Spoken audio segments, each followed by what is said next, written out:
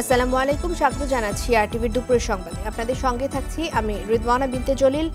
বাংলাদেশের অর্থনৈতিক খাতের সংস্কার এবং বাজেটে সহায়তা করবে বিশ্বব্যাংক। সচিবালয়ে বিশ্বব্যাংকের প্রতিনিধিদের সঙ্গে আলোচনা শেষে কথা জানিয়েছেন অর্থ উপদেষ্টা ডক্টর সালেউদ্দিন আহমেদ। ব্যাংকের তারল্য সংকট উত্তোলনের জন্য বিশ্বব্যাংকের কাছে সহায়তা চাওয়া হয়েছে বলে জানান অর্থ উপদেষ্টা। অর্থ উপদেষ্টার সঙ্গে বিশ্বব্যাংকের দক্ষিণ এশীয় আঞ্চলিক কান্ট্রি ডিরেক্টর ম্যাথিউ ভার্জিস সহ 7 সদস্যের প্রতিনিধি দলের বৈঠক হয়। অর্থ মন্ত্রণালয় সূত্রে জানা যায়, আর্থিক খাত সংস্কারে বাংলাদেশকে $100 কোটি ঋণ সহায়তা দেবে বিশ্বব্যাংক। এর মধ্যে পলিসি বেসড লোন হিসেবে $750 মিলিয়ন এবং ইনভেস্টমেন্ট লোন ও গ্যারান্টি ফ্যাসিলিটি হিসেবে $250 মিলিয়ন ঋণ সহায়তা দেওয়া হবে। আগামী ডিসেম্বরের মধ্যে বিশ্বব্যাংকের বোর্ডে এই ঋণ অনুমোদন হওয়ার কথা রয়েছে। আজকে আমরা যেটা বলেছি, আমাদের রিফর্মগুলোর জন্য সহায়তা দরকার, আমাদের একটা বাজেট সাপোর্ট দরকার ইমিডিয়েটলি, তারপর আমাদের কত ডেভেলপমেন্ট প্রজেক্ট আছে। ওয়ার্ল্ড ব্যাংক কিন্তু সবচেয়ে বহুজাতিক মাল্টিল্যাটারাল ইস্যুর মধ্যে সবচেয়ে বিগেস্ট ডোনার আমাদের, অতএব তাদের সে সাহায্য দরকার, টেকনিক্যাল অ্যাসিস্ট্যান্স, আর্থিক সাহায্য।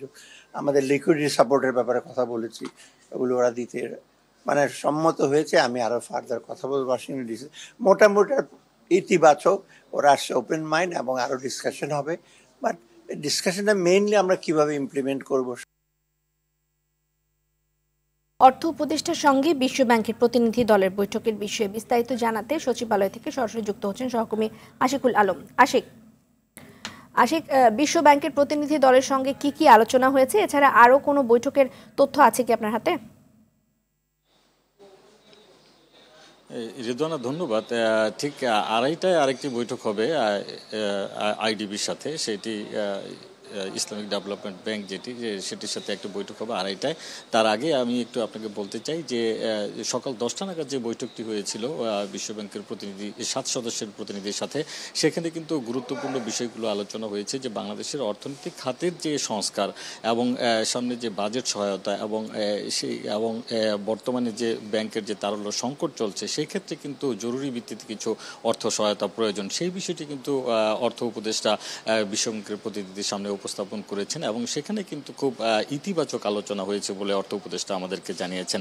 এবং সেখানে যে ঋণের ক্ষেত্রে যে ধরনের শর্ত, 3টি শর্ত দেওয়া হয়েছে, সেই শর্তের মধ্যে যদি 2টি শর্তের কথা আমি আপনাকে বলি যে রিদওয়ানা, সেখানে হচ্ছে যে আন্তর্জাতিক মানদণ্ডে যে ঋণ খেলাপিদের যে সংজ্ঞা, সেই সংজ্ঞায় একটি নতুনত্ব আনার কথা তারা বলেছেন। এবং তারা বলেছেন যে সম্প্রতি যে অর্থনৈতিক সংস্কার ক্ষেত্রে যে টাস্কফোর্স গঠন করা হয়েছে, সেটির যে অডিট রিপোর্ট, সেই রিপোর্টটিও যাতে তাদের বিশ্বব্যাংকের সামনে উপস্থাপন করা হয়, সেই বিষয়টি। তবে এই যে এই শর্তগুলো খুবই সহজ এবং এগুলো বাস্তবায়ন যোগ্য, এরকমটা কিন্তু অর্থ উপদেষ্টা বলেছেন। সবকিছু মিলিয়ে আসলে যে $100 কোটি যে সহায়তা, সেই সহায়তায় ডিসেম্বর নাগাদ কিছু সহায়তা পাওয়া যাবে এবং বাকিটা পাওয়া যাবে আগামী বছর। এবং সেটিকে নিয়েই কিন্তু এখন মূলত আলোচনা হচ্ছে এবং পরবর্তীতে বিস্তারিত আরও অর্থ উপদেষ্টা আমাদেরকে জানাবেন। তবে সবকিছু মিলিয়ে অর্থ সহায়তা যে পাওয়া যাচ্ছে, সেটি কিন্তু মোটামুটি অর্থ উপদেষ্টার কথায় নিশ্চিত হওয়া গেছে। এবং সেই ক্ষেত্রে এই যে ব্যাংকিং খাতের যে সংস্কার এবং অর্থনৈতিক সংস্কারের কথা যেটি আমরা বলছি এবং তারল্য সংকট, সেটিকে আসলে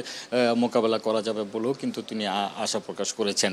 তো রিদওয়ানা, এই ছিল আমার কাছে সচিবালয় থেকে। পরবর্তীতে যে বৈঠকটি হবে ইসলামিক ডেভেলপমেন্ট ব্যাংকের সাথে, সেই বিষয়ে বিস্তারিত তথ্য আপনাকে জানাতে পারবো। রিদওয়ানা, নিশ্চয়ই। ধন্যবাদ আশিক আপনাকে। বৈষম্য বিরোধী আন্দোলনের পৃথক হত্যা মামলায় সাংবাদিক মোজাম্মেল বাবু, শ্যামল দত্ত এবং ঘাতক দালাল নির্মূল কমিটির শাহরিয়ার কবিরকে 7 দিনের রিমান্ড দিয়েছেন আদালত। মঙ্গলবার শুনানি শেষে এই আদেশ দেন ঢাকার অতিরিক্ত মুখ্য মহানগর হাকিম মোহাম্মদ সানাউল্লাহ। সাবেক রেলমন্ত্রী নুরুল ইসলাম সুজন এবং ওয়ার্কার্স পার্টির সভাপতি রাশেদ খান মেননকে 3 দিনের রিমান্ড দিয়েছেন আদালত। শরীয়ত খানের রিপোর্ট। বৈষম্য বিরোধী ছাত্র আন্দোলনের মধ্যে গত 18 জুলাই শান্তিনগরে গৃহকর্মী লিজা হত্যা মামলায় মঙ্গলবার মোজাম্মেল বাবু ও শাহরিয়ার কবিরকে আদালতে হাজির করে 10 দিনের রিমান্ড আবেদন করেন রমনা থানার এসআই পায়েল হোসেন। আর রিমান্ড আবেদন বাতিল চেয়ে আসামির জামিন আবেদন করেন আইনজীবী মোর্শেদ হোসেন শাহিন। উভয় পক্ষের শুনানি শেষে 7 দিনের রিমান্ড মঞ্জুর করেন আদালত। এই মামলাগুলো হত্যা মামলা, হত্যার বিষয়ে আলোচনা করা হয়েছে এবং একটি কথা মামলা বলেছি যেটা টাকা পয়সার ব্যাপার, সেটা অলরেডি এই এজাহারে আছে, আমদ সুমানের কথা বলা আছে। আর যে বিষয়গুলি আমি অন্যান্য যে বিষয়গুলো বলেছি, জাতির সামনে এদের বিভিন্ন যে 15 বছরের কার্যক্রম সেগুলি আমি তুলে ধরেছি। আজকের যে মামলা হচ্ছে আমাকে বিজ্ঞ আদালতে হচ্ছে প্রডিউস বা উপস্থাপন করা হয়েছে, এই মামলা সম্পর্কে আমি জ্ঞাত না, কোনোভাবে জ্ঞাত না, ঘটনাস্থলে উপস্থিত ছিলাম না। আমি বিজ্ঞ আদালতের কাছে নেবিচার চাচ্ছি। রাজধানীর ভাসানটেক থানার ফজলু হত্যা মামলায় সাংবাদিক শ্যামল দত্তের 7 দিনের রিমান্ড মঞ্জুর করেছে একই আদালত। এদিকে যাত্রাবাড়ী থানায় দায়ের করা একটি হত্যা মামলায় সাবেক রেলমন্ত্রী নুরুল ইসলাম সুজনকে 3 দিনের রিমান্ড দিয়েছেন আদালত। সোমবার রাতে রাজধানীর শ্যামলীতে বাংলাদেশ স্পেশালাইজড হাসপাতাল থেকে তাকে গ্রেপ্তার করে যাত্রাবাড়ী থানা পুলিশ। অপর এক মামলায় ওয়ার্কার্স পার্টির সভাপতি রাশেদ খান মেননকে 3 দিনের রিমান্ড দেন আদালত। এই রাশেদ খান মেনন সহ কারা জড়িত ছিল মূল রহস্য তথ্য উদ্ঘাটনের জন্যই বিজ্ঞ আদালতে প্রসিকিউশন পক্ষে আমরা আইনজীবীরা সহায়তা করি। বিজ্ঞ আদালত আমাদের বক্তব্য শুনে 5 দিনের রিমান্ডের প্রেয়ারের বিষয়ে সুস্পষ্ট মতামত নিয়ে বিজ্ঞ আদালত সন্তুষ্ট হয়ে 3 দিনের রিমান্ড মঞ্জুর করেন। এদিকে উত্তরা পশ্চিম থানার হত্যা মামলায় গ্রেফতার দেখানো হয়েছে সাবেক আইজিপি AKM শহীদুল হক এবং চৌধুরী আব্দুল্লাহ আল মামুনকে। একই সাথে উত্তরা পূর্ব থানার 6 মামলায় গ্রেফতার দেখানো হয়েছে চৌধুরী আব্দুল্লাহ আল মামুনকে। শরীয়ত খান, RTV, ঢাকা। সিলেট সীমান্ত দিয়ে ভারতে পালিয়ে যাওয়ার অভিযোগে দায়ের করা মামলায় জামিন পেয়েছেন সাবেক বিচারপতি শামসুদ্দিন চৌধুরী মানিক। সকালে সিলেটের অতিরিক্ত চিফ জুডিশিয়াল ম্যাজিস্ট্রেট আদালত তাকে জামিন দেন। সেনাবাহিনী এবং পুলিশের কঠোর নিরাপত্তার মধ্য দিয়ে সকাল 9টার দিকে সাবেক এই বিচারপতিকে আদালতে নিয়ে আসা হয়। তবে তার বিরুদ্ধে একাধিক মামলা থাকায় তাকে জেল হেফাজতে পাঠানো হয়েছে। গেল 23 অগস্ট রাতে কানাইঘাট উপজেলার ডোনা সীমান্ত দিয়ে ভারতে পালিয়ে যাওয়ার সময় শামসুদ্দিন চৌধুরী মানিককে আটক করে বিজিবি।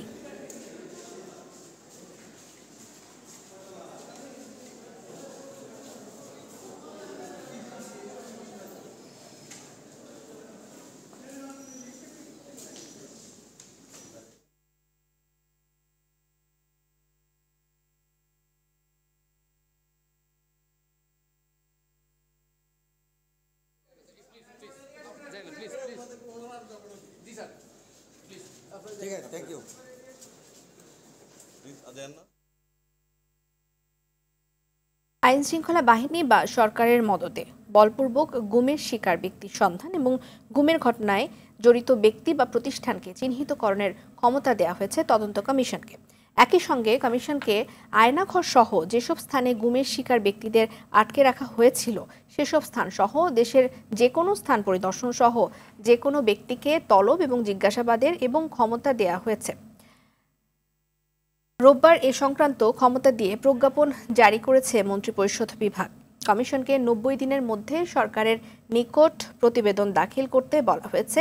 গত 27 অগস্ট হাইকোর্টের অবসরপ্রাপ্ত বিচারপতি মইনুল ইসলাম চৌধুরীকে প্রধান করে 5 সদস্যের তদন্ত কমিশন গঠন করে দেয় সরকার। কমিশনকে 2009 সালের 6 জানুয়ারি থেকে চলতি বছরের 5 অগস্ট পর্যন্ত আওয়ামী লীগ সরকারের আমলে জোরপূর্বক গুম হওয়া ব্যক্তির সন্ধানে এ কমিশন করা হয়।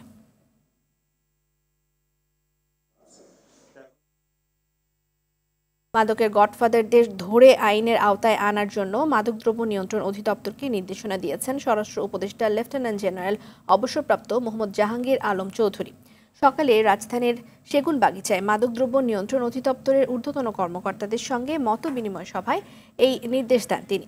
উপদেষ্টা বলেন, শুধু বাহক নয়, মাদকের সঙ্গে জড়িত বড় বড় গডফাদারদের ধরা হবে। চলমান যৌথ অভিযানে এই কার্যক্রম জোরদার করতে এবং দৈনিক অগ্রগতির রিপোর্ট প্রদান করতে সংশ্লিষ্টদের নির্দেশ দেন তিনি। এ বিষয়ে সাফল্যের ওপর নির্ভর করে অধিদপ্তরের পারফরম্যান্স মূল্যায়ন করা হবে বলেও জানান স্বরাষ্ট্র উপদেষ্টা লেফটেন্যান্ট জেনারেল অবসরপ্রাপ্ত মোহাম্মদ জাহাঙ্গীর আলম চৌধুরী। সাভারে আশুলিয়ার 2টি পোশাক কারখানার শ্রমিকদের মধ্যে সংঘর্ষে এক নারী শ্রমিক নিহত হয়েছেন। এতে আহত হয়েছেন বেশ কয়েকজন শ্রমিক। সকালে আশুলিয়ার জিরাবো এলাকায় এই ঘটনাটি ঘটে। পুলিশ জানায়, বন্ধ মাস্কট কারখানার সামনে অবস্থান নেন ওই কারখানার শ্রমিকরা। এ সময় সেনাবাহিনী এবং পুলিশ তাদেরকে সরিয়ে দিতে গেলে বিক্ষুব্ধ শ্রমিকরা পাশে থাকা রেডিয়েন্স গার্মেন্টস ইট পাটকেল নিক্ষেপ করে। এক পর্যায়ে রেডিয়েন্সের শ্রমিকরা তাদের বাধা দিলে শুরু হয় ধাওয়া পাল্টা ধাওয়া। এ সময় ইটের আঘাতে রোকিয়া নামের এক শ্রমিকের মৃত্যু হয়। এ ঘটনায় আহতরা স্থানীয় কয়েকটি হাসপাতালে চিকিৎসাধীন রয়েছেন।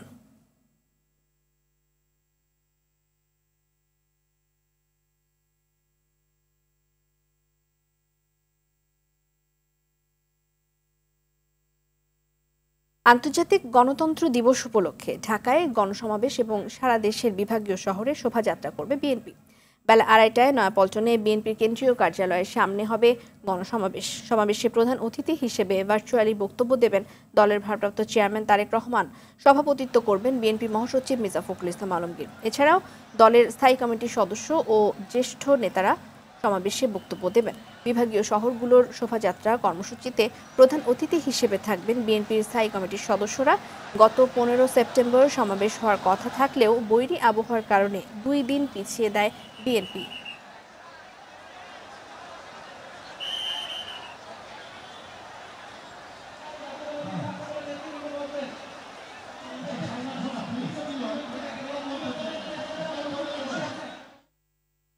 নয়াপল্টনে বিএনপির গণসমাবেশ থেকে সরাসরি যুক্ত হচ্ছেন সহকর্মী জাহিদ রহমান। জাহিদ, গণসমাবেশে নেতাকর্মীদের উপস্থিতি কেমন দেখছেন, আর তারা কোনো বক্তব্য রেখেছেন কিনা এর মধ্যে?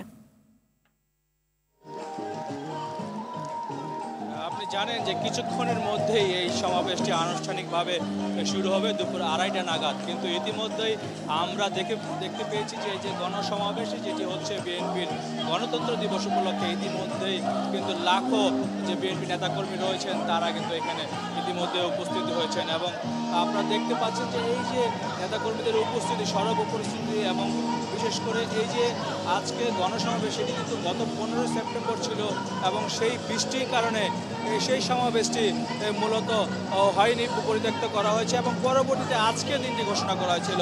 এবং আজকে দেখতে পাচ্ছেন যে ইতিমধ্যে যে নেতাকর্মীরা যে এখানে জড়ো হয়েছেন এবং জানেন যে দলের ভারপ্রাপ্ত চেয়ারম্যান জনাব তারেক রহমান এখানে প্রধান অতিথির বক্তব্য রাখবেন এবং এখানে সভাপতিত্ব করবেন বিএনপির মহাসচিব মির্জা ফখরুল ইসলাম আলমগীর। এছাড়া যারা স্থায়ী কমিটির সদস্য রয়েছেন তারা এখানে বক্তৃতা রাখবেন এবং ইতিমধ্যেই আমরা দেখেছি ঢাকা এবং ঢাকার আশেপাশে যারা জেলাগুলো রয়েছে সেখান থেকেও নেতাকর্মীরা এখানে এসে জড়ো হয়েছেন এবং বিশেষ করে ছাত্রদল, স্বেচ্ছাসেবক দল, যুব দল সহ বিএনপির বিভিন্ন থানা ওয়ার্ড পর্যায়ে যে নেতাকর্মীরা রয়েছেন তারা এখানে মিছিল, ব্যানার, ফেস্টুন নিয়ে এখানে এসে উপস্থিত হয়েছেন এবং ইতিমধ্যে এখানে গানের মাধ্যমে যে অনুষ্ঠানটির শুরু হওয়ার আগ মুহূর্তে এখানে যে নেতাকর্মীদেরকে স্বতঃস্ফূর্ত যে অংশগ্রহণ সেটি কিন্তু অনুষ্ঠিত হচ্ছে ইতিমধ্যেই। এবং আপনি জানেন যে আজকে গণতন্ত্র দিবস যে উপলক্ষে যে কর্মসূচি বিএনপি ঘোষণা করেছে পরবর্তীতে সেটি কিন্তু এখন ঢাকায় গণসমাবেশ, এছাড়া বিভাগীয় মহানগরগুলোতে কিন্তু শোভাযাত্রা অনুষ্ঠিত হচ্ছে এবং সেখানেও বিএনপির স্থায়ী কমিটির সদস্য যারা রয়েছেন সেখানে যেগুলো তারা নেতৃত্ব দিচ্ছেন। তো সব মিলিয়ে বলা চলে যে আজকের এই সমাবেশ স্থল থেকে বিএনপির ভারপ্রাপ্ত চেয়ারম্যান তারেক রহমান কী ধরনের নির্দেশনা দেন সেটির জন্য নেতাকর্মীরা এখানে অপেক্ষা করছেন এবং হয়তো কোনো চমক থাকবে এই সমাবেশের মধ্য দিয়ে বিএনপির ভারপ্রাপ্ত চেয়ারম্যান তারেক রহমান এখানে তার বক্তব্যের মাধ্যমে হয়তো সেটি স্পষ্টভাবে জানা যাবে। তাহিদকে ধন্যবাদ। নোয়াখালীতে বন্যার পানি স্থায়ী জলাবদ্ধতায় রূপ নিয়েছে। এতে এখনও এ জেলায় পানিবন্দী আছে 12 লাখ মানুষ। গতকালের টানা বৃষ্টিতে কিছু এলাকায় আবারও পানি জমে দুর্ভোগে পড়েছেন সাধারণ মানুষ। ফেনীর দাগনভূঞার নিচু এলাকায় পানি নিষ্কাশনের কোনো ব্যবস্থা না থাকায় কয়েক হাজার মানুষ পানিবন্দী অবস্থায় রয়েছেন। 7 দিন ধরে দাগনভূঞা কেন্দ্রীয় জামে মসজিদে পানি জমে থাকায় সেখানে নামাজ আদায় করতে পারছেন না মুসল্লিরা। বরিশালে বৃষ্টি না থাকলেও কমেনি জলাবদ্ধতা। দুর্বল ড্রেনেজ ব্যবস্থার কারণে খালের চারপাশে বিভিন্ন এলাকা এবং সড়কে এখনও পানি জমে আছে। এদিকে বাতাসের গতিবেগ বেশি থাকায় এবং অমাবস্যা হওয়ার কারণে বরিশাল বিভাগে প্রায় সব নদ নদীর পানি জোয়ারের সময় বিপদসীমার উপর দিয়ে প্রবাহিত হতে পারে বলে জানিয়েছে বরিশাল আবহাওয়া অফিস ও পানি উন্নয়ন বোর্ড।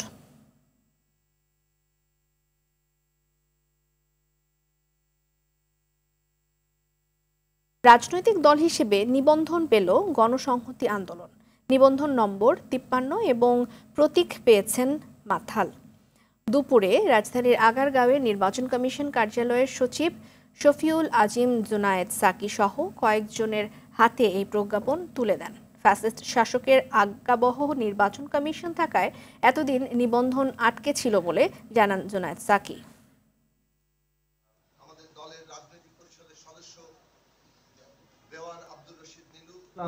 2018 সালে ডিসেম্বর মাসে যে নির্বাচন হওয়ার কথা ছিল, তার আগেই কয়েক মাস আগে আমাদেরকে চিঠি দিয়ে জানানো হলো যে আমাদেরকে নিবন্ধন দেওয়া হচ্ছে না। কিন্তু কেন নিবন্ধন দেওয়া হচ্ছে না সেটার কোনো কারণ ওই চিঠিতে উল্লেখ করা ছিল না। যুক্তরাষ্ট্রের দক্ষিণ এবং মধ্য এশিয়া বিষয়ক সহকারী পররাষ্ট্রমন্ত্রী ডোনাল্ড লুর ঢাকা সফর সম্পর্কে মন্তব্য করেছে দেশটির পররাষ্ট্র দফতর। মন্তব্যে বলা হয়, একজন মার্কিন সহায়তাকারী প্রতিনিধি হিসেবে বাংলাদেশ সফর করেছেন লু। সোমবার যুক্তরাষ্ট্রের স্টেট ডিপার্টমেন্টের নিয়মিত ব্রিফিংয়ে এক সাংবাদিকের প্রশ্নের জবাবে এমনটাই জানিয়েছেন মার্কিন পররাষ্ট্র দফতরের মুখপাত্র ম্যাথিউ মিলার। মিলার বলেন, বাংলাদেশের অর্থনৈতিক প্রবৃদ্ধি, আর্থিক স্থিতিশীলতা, সুশাসন এবং উন্নয়নের প্রয়োজনে যুক্তরাষ্ট্র কিভাবে সহযোগিতা করতে পারে এ বিষয়ে লু অন্তর্বর্তী সরকারের গুরুত্বপূর্ণ উপদেষ্টাদের সঙ্গে বৈঠক করেছেন। বাংলাদেশের সহায়তায় $200 মিলিয়ন বেশি মূল্যের একটি চুক্তিও স্বাক্ষর করেছে যুক্তরাষ্ট্র। এছাড়া বাংলাদেশে শীর্ষ সন্ত্রাসীদের মুক্তি এবং বাংলাদেশ ঘিরে ভারতীয় নৌবাহিনীর বৈঠকের বিষয়ে জানতে চাওয়া হলে কোনো উত্তর দেননি মিলার।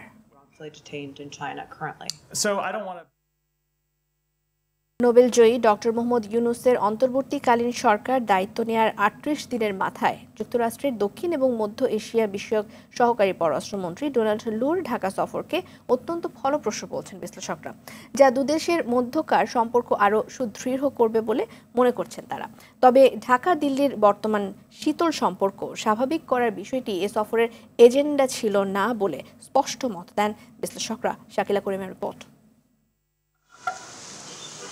চলতি মাসের 14 তারিখ ঢাকা সফরে আসে মার্কিন ট্রেজারি ডিপার্টমেন্টের অ্যাসিস্ট্যান্ট সেক্রেটারি ব্রেন্ট নেইম্যান সহ 6 সদস্যের প্রতিনিধি দল। দলটির নেতৃত্বে নেইম্যান থাকলেও আলোচনার কেন্দ্রবিন্দুতে ছিলেন যুক্তরাষ্ট্রের দক্ষিণ ও মধ্য এশিয়া বিষয়ক সহকারী পররাষ্ট্রমন্ত্রী ডোনাল্ড লু। মাত্র 25 ঘন্টার সফরে অন্তর্বর্তী সরকারের নীতি নির্ধারকদের সঙ্গে একাধিক বৈঠক করেন ডোনাল্ড লু সহ মার্কিন প্রতিনিধিরা। রাজনৈতিক মহল থেকে সাধারণ মানুষ সবারই আগ্রহের কেন্দ্রবিন্দুতে ছিলেন ডোনাল্ড লু। নির্বাচন নিয়ে নবগঠিত সরকারের সঙ্গে লুর কোনো আলোচনা না হলেও মার্কিন প্রভাব থাকায় পরবর্তী নির্বাচনের স্বচ্ছতা নিয়ে কোনো সন্দেহ থাকবে না বলে মনে করেন জাহাঙ্গীরনগর বিশ্ববিদ্যালয়ের আন্তর্জাতিক সম্পর্ক বিভাগের অধ্যাপক শাহাব এনাম খান। এই প্রতিনিধি দলের আলোচনাটা দিয়ে একটা আস্থার জায়গা তৈরি হয়েছে এবং এই আস্থার জায়গাটাকে সামনে এগিয়ে নিয়ে যেতে হলে আমাদেরকে এখন গণতান্ত্রিক প্রক্রিয়া, নির্বাচন ব্যবস্থা, নির্বাচনের ক্ষেত্রে কি ধরনের পরিবেশ, সুষ্ঠু পরিবেশ তৈরি হয় সেইগুলি নিয়ে একটা পর্যায়ে আলোচনা শুরু করতে হবে। আর ডোনাল্ড লু দিল্লি থেকে ঢাকা, আবার ঢাকা থেকে দিল্লি ফেরত যাওয়ায় ঢাকা দিল্লির মধ্যকার শীতল সম্পর্ক নিয়ে মার্কিন হস্তক্ষেপের সম্ভাবনা উড়িয়ে দিলেন সাবেক কূটনীতিক এম হুমায়ুন কবির। বলেন, ছাত্র জনতার আন্দোলনের মুখে দেশ ছেড়ে পালানো সাবেক প্রধানমন্ত্রী শেখ হাসিনাকে আশ্রয় দেয়া ভারতের নিজস্ব সিদ্ধান্ত। এছাড়া যুক্তরাষ্ট্রের সঙ্গে ঢাকা ও দিল্লির সম্পর্কের ভিত্তিও আলাদা। আমাদের একটা পারস্পরিকতা আছে, সেটা উভয় দিকে উপলব্ধি থাকতে হবে। আমাদের দিক থেকে তো আমরা সেই পারস্পরিকতার কথা তো মানি এবং আমরা তো ভারতের সাথে স্বাভাবিক সম্পর্ক রাখতে আগ্রহী। এখন ভারত সেইটা যত তাড়াতাড়ি উপলব্ধি করবে, আমি মনে করব যে সম্পর্ক তত স্বাভাবিক পর্যায়ে ফেরত আসতে পারবে। দেশ থেকে পাচার হওয়া অর্থ ফেরত আনতে যুক্তরাষ্ট্র সহযোগিতা করবে বলেও আশ্বাস মিলেছে। কিছু টেকনিক্যাল ক্যাপাসিটি লাগে এবং সেটা মার্কিন যুক্তরাষ্ট্র আমাদেরকে দিতে পারে। আমরা তো এই অভিজ্ঞতা আছে, আগে দুবার আমরা টাকা এনেছি, একবার দিয়েছি, একবার এনেছি। কোর্টের মাধ্যমে এস্টাবলিশ করতে হবে যে টাকা পাচার হয়েছে। কোনো ব্যক্তি যদি সেটা নিয়ে থাকে, সেই ব্যক্তির বিরুদ্ধে আপনাকে পাচারের অভিযোগ প্রমাণ করতে হবে। ওই দেশে আবার তারা একইভাবে কোর্ট পদ্ধতির মধ্য দিয়ে যেতে হবে। তারপরে ওরা আইডেন্টিফাই করবে টাকাটা কোথায় আছে, তারপরে সেটা ট্রান্সফারের ব্যাপার আসবে। সব মিলিয়ে অন্তর্বর্তীকালীন ইউনূস সরকারকে দেশ সংস্কারে সময় দিতে সম্মত মাঠে থাকা সব রাজনৈতিক দল। দেশ সংস্কারের গুরুত্বপূর্ণ এই সময়ে ওয়াশিংটনের পাশে থাকার বিষয়টিকে আশীর্বাদ হিসেবে দেখছেন এম হুমায়ুন কবির। সাপোর্ট যেটা আমাদের প্রয়োজন হয় সেটা দিতে পারে। শাকিলা করিম, RTV, ঢাকা। নোয়াখালীর হাতিয়ায় নিখোঁজ এক জেলের মরদেহ মেঘনা নদী থেকে উদ্ধার করেছে স্থানীয়রা। সকালে নিখোঁজ জেলেদের সন্ধানে বের হলে হক নামের এক জেলে মরদেহ পেয়ে আমতলী ঘাটে নিয়ে আসেন। নিহত হক উপজেলার জাহাজমারা ইউনিয়নের নতুন সুখচর গ্রামের আবু তাহেরের ছেলে। সে আমতলী ঘাটের রহিম মাঝির ট্রলারের জেলে। গেল শুক্রবার ঝড়ের কবলে পড়ে রহিম মাঝির ট্রলারটি সাগরে ডুবে যায়। এতে নিহত হক সহ 16 জন নিখোঁজ হন। রোববার সকালে স্থানীয় জেলেরা 12 জনকে জীবিত উদ্ধার করেন। এখনও 3 জন নিখোঁজ রয়েছেন। ন্যাশনাল লাইফ ইন্স্যুরেন্স আন্তর্জাতিক সংবাদ। আরজিকর কাণ্ডের তদন্ত খুবই গুরুত্বপূর্ণ জায়গায় রয়েছে বলে মন্তব্য করলেন ভারতের প্রধান বিচারপতি DY চন্দ্রচূড়।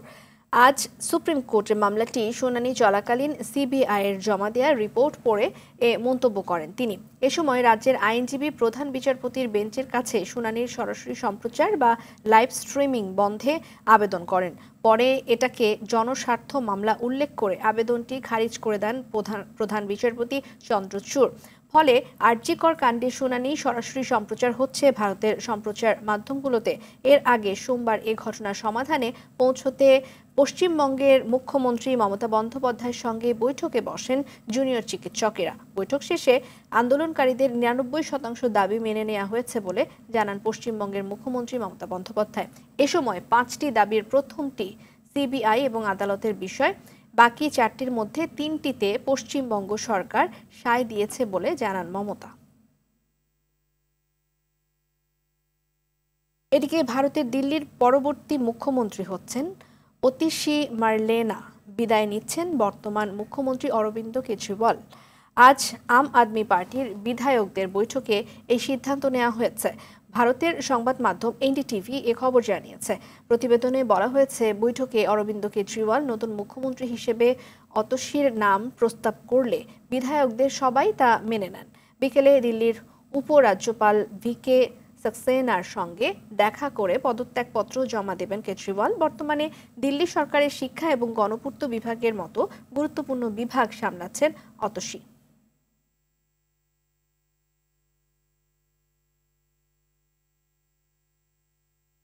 দশকের সবচেয়ে ভয়াবহ বন্যার কবলে বিপর্যস্ত মধ্য ইউরোপের 6 দেশ।